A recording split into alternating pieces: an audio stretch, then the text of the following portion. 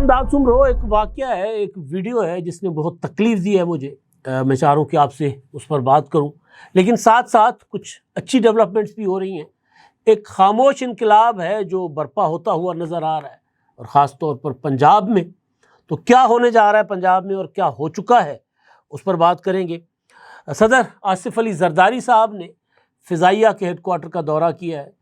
India کو ٹوٹے چبانے کے بعد جو پاک فضائیہ کا مورال بلند ہوا تو صدر زرداری صاحب گئے ان کا وزٹ کرنے، اور انہوں نے وہاں پر ملاقاتیں کی افسروں سے بھی، جوانوں سے بھی. ایئر چیف ان کے ہمراہ تھے. اس کے علاوہ ایک اور معاملہ ہے، اور وہ بھی ہے معاملہ وفاقی حکومت سے متعلق. وزیر اعظم شہباز شریف صاحب نے ملاقات کی ہے صدر مملکت سے، اور وفاقی حکومت کی جانب سے جو 18% سولر پر 18% ٹیکس عائد کیا جا رہا تھا وہ سینٹ اور قومی اسمبلی کی قائمہ کمیٹیوں نے مسترد کر لیا ہے. اس پر بھی بات کریں گے.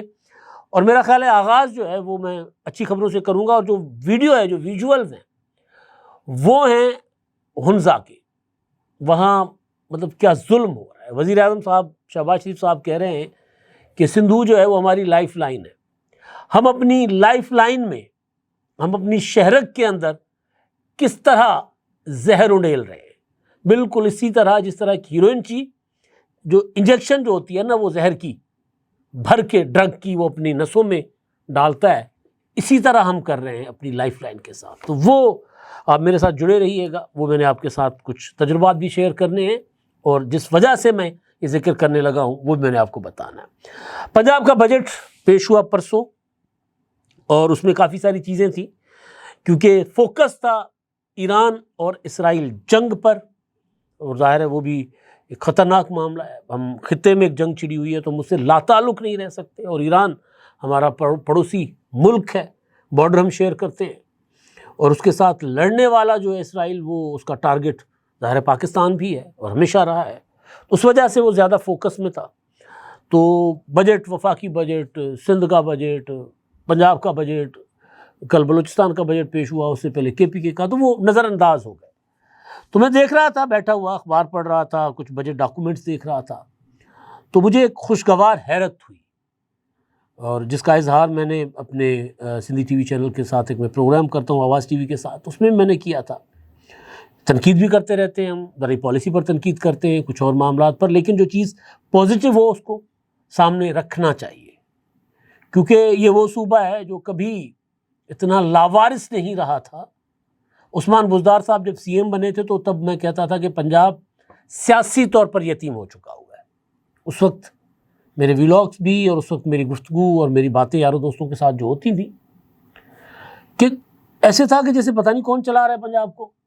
لاہور جیسے شہر میں سڑکیں ٹوٹی اور مطلب کچرے کے ڈھیر لگے ہوتے تھے، پتہ ہی نہیں ہوتا تھا. اور بزدار صاحب ظاہر ہے کتنے دانا تھے جو پوچھتے تھے کہ کرونا کیسے کاٹتا ہے. تو بہرحال لمبی بات نہیں کرتے، میں بجٹ دیکھ رہا تھا اوورال، اور یہ بجٹ کلائمیٹ جو ہماری ماحولیاتی تبدیلیاں ہیں ان کو سامنے رکھتے ہوئے بنایا گیا ہے. اس میں کافی ساری چیزیں ایسی بھی ہیں، لیکن جو چیزیں مطلب ڈیولپمنٹ کا بجٹ ظاہر ہے وہ بڑا زبردست، کوئی 1240 ارب روپے کا بجٹ ہے ڈیولپمنٹ کا. ویسے تو میرا خیال ہے 5,000 ارب سے زیادہ، 5300 ارب سے زیادہ کا بجٹ ہے مجموعی 27واں بجٹ. تو اس میں 100 نئے منصوبے، 700 سڑکیں، اور 740 ارب روپے سرپلس کا بجٹ. تو مجموعی بجٹ کا 23% یہ بجٹ ترقیاتی بجٹ، اور گزشتہ بجٹ سے 47% زیادہ ہے. اور 90% جو ہے نا وہ ترقیاتی فنڈ جو ابھی رواں سال ہے اس میں استعمال بھی ہو چکے ہیں. ادروائز ہوتا یہ ہے کہ فنڈز آتے ہیں، پڑے رہتے ہیں، کولیپس کر جاتے ہیں، بس ختم، واپس چلے گئے. لیکن کام ہو رہا ہے، اور ظاہر ہے پنجاب بھر میں آپ دیکھ رہے ہیں کام ہو رہا ہے. مجھے جو سب سے اچھی چیز لگی تھی وہ لگی تھی جب مریم نواز صاحبہ سی ایم بنی تھی نا، تو انہوں نے فوکس کیا تھا صحت کو. تو جان ہے تو جہان ہے، آپ نے سن رکھا ہوگا. تو اب پرائرٹیز ان کی نظر آ رہی ہیں کہ ان کی پرائرٹیز بہتر ہے. مزدور کی تنخواہ جو ہے کم از کم اجرت 40,000 مقرر کی گئی ہے. لیکن جو اصل چیز جس کی وجہ سے میں ڈسکس کر رہا ہوں وہ ہے تعلیم اور صحت. تعلیم کا مجموعی بجٹ جو ہے وہ 811.8 ارب روپے جو گزشتہ یعنی جو رواں سال جو بھی چل رہا ہے، ظاہر ہے بھی وہ ختم نہیں ہوا، بجٹ تو آ گیا، یعنی 2024-25 سے 21% زیادہ، اور تعلیم مطلب 148 ارب روپے مجموعی طور پر یہ زیادہ ہے بجٹ پہلے والے بجٹ سے، تو یہ بڑا فرق ہے، یعنی 21% بجٹ میں اضافہ کرنا تعلیم کی بجٹ میں۔ ہمارے ہاں تو آپ دیکھتے ہیں نا کہ تعلیم سب سے آخری اولویت ہوتی ہے ہمیشہ، سب سے آخری، صحت بھی سب سے آخری اولویت۔ اور ایک صاحب آئے تھے جنہوں نے کہا میں تو ہیلتھ کارڈ دوں گا، اس وقت میں کہتا تھا کہ بھائی ہیلتھ کارڈ سے بڑا کوئی اسکیم نہیں ہو سکتا۔ وجہ یہ ہے کہ ہمارے ہاں پرائیویٹ ہاسپٹلس، ان کے اوپر کسی قسم کا کوئی کاؤنٹر چیک نہیں ہے، 10 لاکھ روپے کا کارڈ ہے، 10 لاکھ سرکاری خزانے سے ایک شہری کے نام پر جاری ہوتے ہیں۔ وہ شہری جاتا ہے، اس کو نزلہ ہے، زکام ہے، بخار ہے، پیٹ میں درد ہے، کیا ہے، پرائیویٹ ہاسپٹل چلا گیا۔ پرائیویٹ ہاسپٹل جو ہے وہاں پر 200 یا 300 روپے کا اس کا اخراجات آئیں گے، علاج کرے گا، یا 2000، کارڈ کو سویپ کر کے کارڈ کا کباڑہ کر دے گا۔ اور KPK میں تو یہ تک ہوا کہ ایک سال میں ایک مریض کے 4 بار اپینڈکس کے آپریشن ہوئے، اور ڈیلیوریز بار بار ہوئی لوگوں کی۔ مطلب یہ مذاق بن گیا تھا کہ جی مردوں کی بھی ڈیلیوری کے مد میں پیسے کاٹے گئے، یہ تک ہوتا تھا۔ تو ہیلتھ کارڈ تو بہت بڑا جو ہے نا وہ اسکیم۔ تو سرکاری جو پبلک ہاسپٹلس ہیں، سرکاری ہاسپٹلس ہیں، ان کے اوپر ایکسپینڈ کرنا سب سے بہترین طریقہ ہوتا ہے کہ فری میں علاج دیں۔ یہ سرکاری ہاسپٹل ہے، اس ہاسپٹل کا ہم نے 10,000 روپے کا بجٹ مختص کر دیا ہے۔ یہ دل کا ہاسپٹل ہے، یہ کینسر کا ہاسپٹل ہے، جو کینسر کا ہاسپٹل جو نواز شریف ہاسپٹل بن رہا ہے، اور پاکستان کا ظاہر ہے پبلک سیکٹر میں پہلا ہاسپٹل ہے کینسر کا، ویسے چھوٹے چھوٹے لیکن بڑا ہاسپٹل جو ریسرچ سینٹر بھی ہوگا۔ تو یہ چیزیں جو تعلیم میں اتنی اضافہ، اور صحت کے بجٹ میں بھی 17% اضافہ کر کے 630.5 ارب روپے مختص کیے گئے، تو یہ 17% اضافہ ہے۔ تو یہ ظاہر ہے یہ چیزیں آگے چل کے لوگوں کو فائدہ ہوگا، لوگوں کو مفت علاج ملے گا، اچھی تعلیم ملے گی لوگوں کے بچوں کی۔ اچھا، جو دوسری چیز ہے، ماحولیات میں تو چیختا رہتا ہوں کہ بھئی درخت لگاؤ، ہم شہروں میں رہتے ہیں، شہروں میں تو کیا اب دیہاتوں میں بھی صورتحال بری ہو گئی ہوئی ہے، اور ویسے بھی اپنے ماحول کو بہتر کرو، سموگ فوگ پتہ نہیں کیا کیا چل رہا ہوتا ہے۔ تو 795.23 ارب روپے جو کلائمیٹ بجٹ، مطلب کلائمیٹ فرینڈلی بجٹ کے طور پر جو منصوبے دیے گئے ہیں، جس میں ٹرانسپورٹ 269 ارب۔ اب ٹرانسپورٹ کوئی کہے گا کہ جس کا کلائمیٹ سے کیا تعلق ہے، تو الیکٹرک بسیں لائی جا رہی ہیں، اور پھر وہ جو ٹرانسپورٹ کا شعبہ ہے، ایک جو ٹرانسپورٹ ہے اس کو چیک کرنا، اس کی فٹنس چیک کرنا، اس مد میں عوام کی آگاہی کے لیے 95 ارب روپے، ریسرچ ڈیولپمنٹ کے لیے 65 ارب روپے، صحت اور سماجی خدمات 61 ارب اس سے متعلقہ جو ہیں، آبی وسائل 46 ارب روپے، اور جنگلات کے لیے 15 ارب روپے، اور زراعت اور لائیو سٹاک 54 ارب روپے۔ اسی طرح اسپورٹس 28 ارب، اسکل ڈیولپمنٹ اور روزگار 12 ارب۔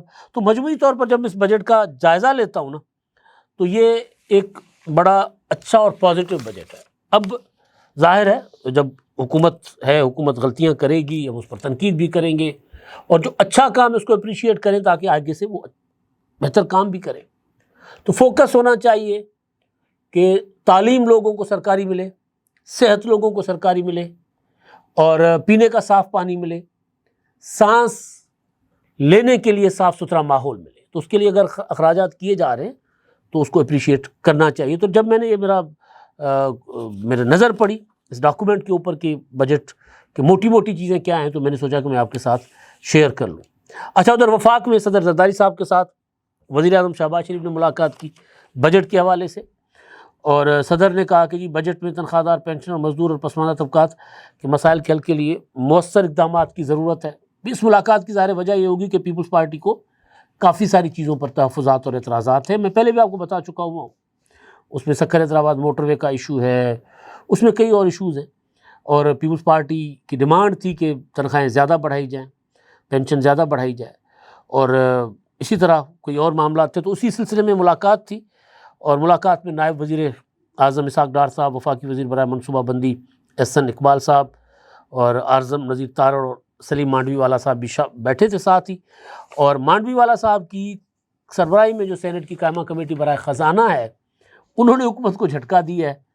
اس کمیٹی نے جو 18% سیلز ٹیکس سولر پینل پر لگانے کی تجویز تھی بجٹ میں، اس کی مخالفت کر دی ہے، اس کی منظوری نہیں دی، اس تجویز کو مسترد کر دیا ہے۔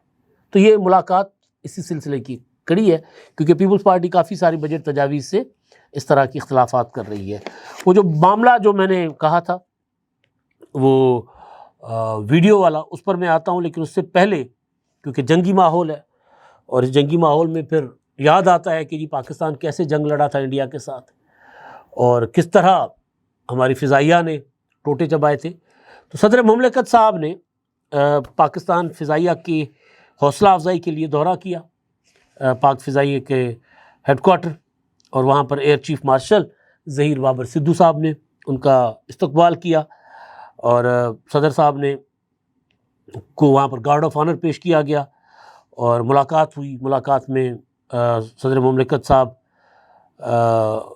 کو جو ہے وہ پاک فضائیہ کی آپریشنل حکمت عملی، فورس اسٹرکچر، اہداف اور مستقبل کی جنگوں کے تناظر میں جاری منصوبوں پر بریفنگ دی گئی، اور پھر بھارت کے ساتھ حالیہ جو کشیدگی کے دوران جو پاک فضائیہ کی کامیابی اور ہمہ وقت جو آپریشنل تیاری مقامی طور پر تیار کردہ جدید جنگی صلاحیتوں کا جو ہے وہ نتیجہ تھا، یہ صدر صاحب کو بتایا گیا۔ اور بریفنگ میں یہ بتایا گیا کہ جی اپنی تاریخ میں پہلی مرتبہ فل اسپیکٹرم اور آپریشن کیے، جن میں خلائی، سائبر اور الیکٹرانک وارفیئر کو مربوط کیا گیا۔ اب جو سائبر کا معاملہ تھا کہ وہ یہ تھا کہ جناب ان کو تو پتہ ہی نہیں چلا، ان کی بجلی بند ہو گئی، ان کو پتہ ہی نہیں چلا کہ ان کی ٹرین سسٹم کیسے ختم ہو، بند ہو گیا، رک گیا، سگنل کام نہیں کر رہے، ٹرینیں نہیں چل رہی، سارا ڈیجیٹل سسٹم سب رک گیا، ان کو پتہ ہی نہیں چلا کہ ان کے ڈیمو کے دروازے کیسے کھل گئے۔ تو یہ سارا کچھ سائبر وارفیئر تھی۔ تو اس میں ہم پاک فضائیہ اپنی حد میں جو ان کے پاس جو سائبر کا ایک ان کے تھے ڈومین تھا، وہاں انہوں نے اپنے کمالات دکھائے، تو باقیوں نے اپنی اپنی جگہ کمال مہارت سے وہ جنگ لڑی۔ تو اسی طرح صدر صاحب نے حوصلہ افزائی کی، صدر صاحب نے کہا کہ بڑا زبردست، اور بابر سدھو کی قیادت کو سراہا انہوں نے، اور ساتھ ساتھ انہوں نے کہا کہ جی پاک فضائیہ کی آپریشنل تیاریوں میں جو ہے وہ اس میں نمایاں اضافہ ہوا ہے، اور خطے میں طاقت کا توازن از سر نو ترتیب ہوا ہے۔ ظاہر ہے جنگ تو پوری قوم نے اور فوج نے لڑی ہے، لیکن فضائیہ کا جو مہارت تھی، کمال تھا، تو اس نے پاکستان کو سرخرو کیا۔ تو صدر صاحب اسی لیے ان کے پاس چل کر گئے تھے۔ اچھا جی، اب ایک خبر چل رہی ہے وزیر اعظم صاحب کی۔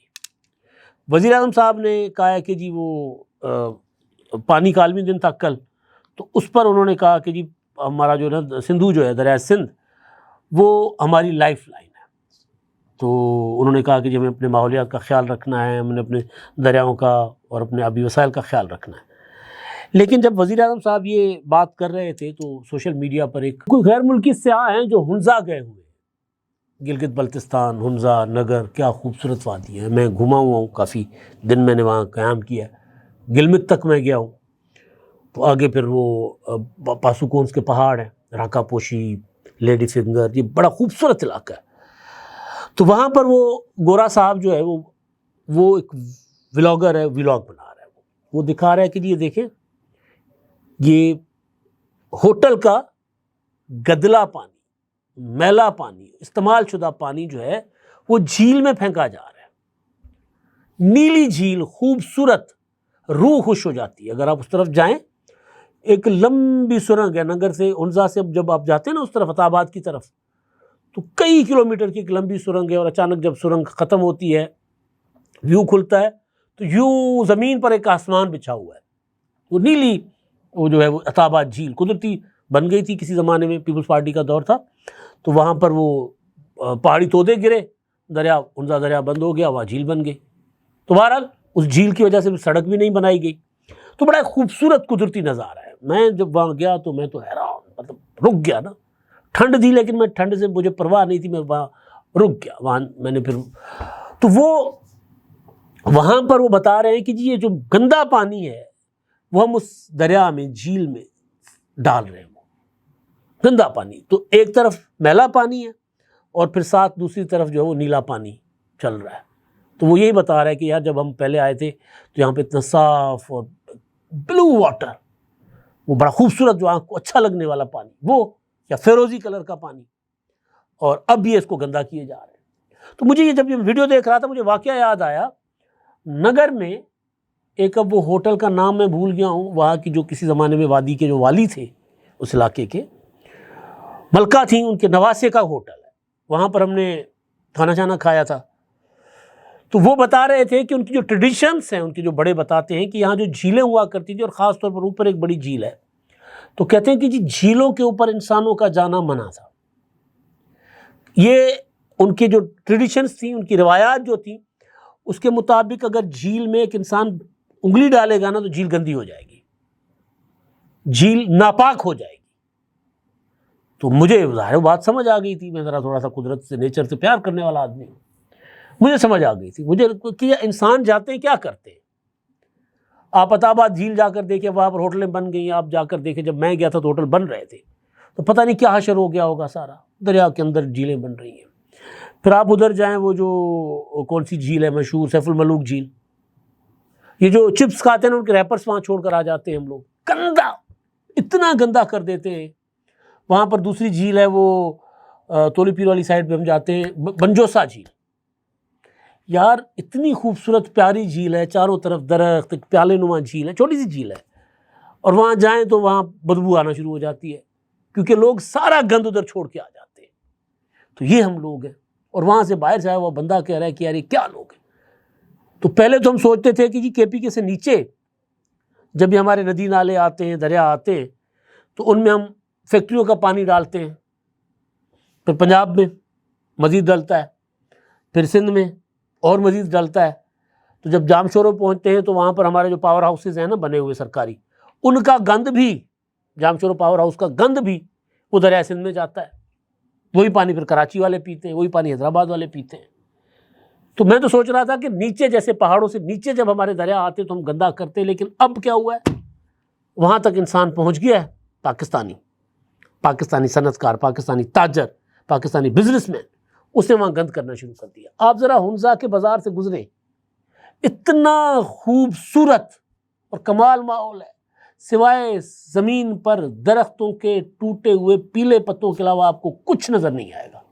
لیکن اب مجھے لگ رہا ہے کہ ہنزا کی گلیاں ہمارے عام گاؤں دیہاتوں کی گلیوں کی طرح گندی کر دی گئی ہوں گی، کیونکہ لوگ جاتے ہیں، ورنہ وہ لوگ بہت صاف ستھرے ہیں۔ تو یہ دیکھ کے مجھے بہت تکلیف ہوئی۔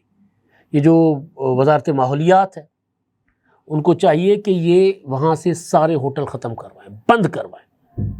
سوات ہے نا، سوات مزیدار بات ہے، سوات میں آپ آئیں گے تو سوات، دریا سوات جیسی سوات مالاکنڈ اس سے گزر رہا ہے نا، تو یہ جو چمڑے کے ہوتے ہیں نا خریدار، ٹریڈریز جو ہوتے ہیں، وہ دریا کے اوپر، دریا کے کنارے پہ وہ چمڑا دھو رہے ہوتے ہیں۔ آپ سوچیں نا کتنا گندا پانی ہوتا ہے، وہ نمک ڈال کے دھو رہے ہوتے ہیں بیٹھے ہوئے، کوئی پوچھنے والا نہیں ہے۔ اکراس دی بورڈ راوی کا جو ہم نے اشر کیا ہے، جو اشر چناب، جہلم کا اور سندھو کا ہم کر رہے ہیں، تو یہ عالم ہے کہ جو خوبصورت نظارے جہاں دنیا آ کر ذرا 2 گھڑیاں سکون کی گزارنا چاہتی ہے، ہم نے اس کو بھی گندا کر دیا ہے۔ خدا کا واسطہ، خدا کا خوف کریں، خاص طور پر حکومتیں جو ہیں وہ ذرا دیکھیں اور اس طرح کی چیزوں کا ازالہ کریں، اور اگر کوئی ایسا کر رہے ہیں ہوٹلز تو ان کو بند کروائیں۔ اب تک کے لیے اتنا ہی، اللہ حافظ۔